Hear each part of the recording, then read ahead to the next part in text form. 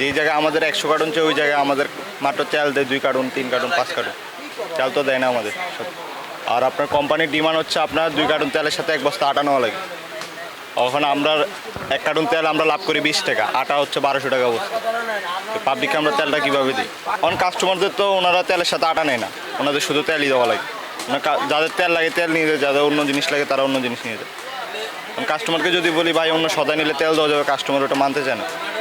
মানে আমাদের উপরে গভর্নমেন্ট থেকে যত চাপ আসে, তেলের সংকট ফালায় তত শত মানুষেরাই ফালায়। কারণ আপনার লাগবে 5 লিটার, আপনি নিজে বাসে 20 লিটার নিয়ে আপনি মজুত করেছেন। তেলের সংকট তো আপনারা পাবলিকটাই বাড়াইতেছে। সয়াবিন কি আদৌ মানুষ মজুত করে? হ্যাঁ, মজুত করে। আপনার যেই জায়গায় আপনি 5 লিটার আপনি পুরো বছর দিয়ে কিনা আপনার 5 লিটার কিনতে, ওই জায়গায় আপনি 20 লিটার কিনা বাসা নিয়ে রেখে দিচ্ছেন। পাবলিকই তো ক্রাইসিসটা ফালায় মোটামুটি।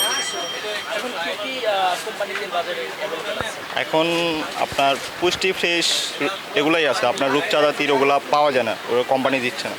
দিলে আপনার দেয় এক গাড়ি আসে 100 কার্টুন।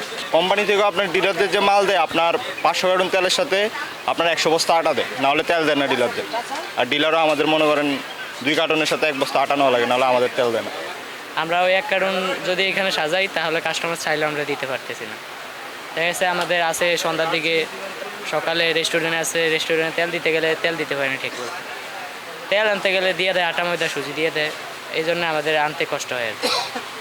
এখন লেবারও তেল আনতে পারে না, আমরা মাথায় করে তেল আনা লাগে। আমরা দেখা গেছে কাস্টমার না নিলে বলতেছে যে না আমরা ম্যাজিস্ট্রেটকে বলবো। আমরা ম্যাজিস্ট্রেটের কাছে কী বলবো? তেল তো আমাদেরকে দিছে না উপর থেকে। দেখা গেছে ওরাও 20 কার্টুন অর্ডার দেয়, ওদেরকে 10 কার্টুন।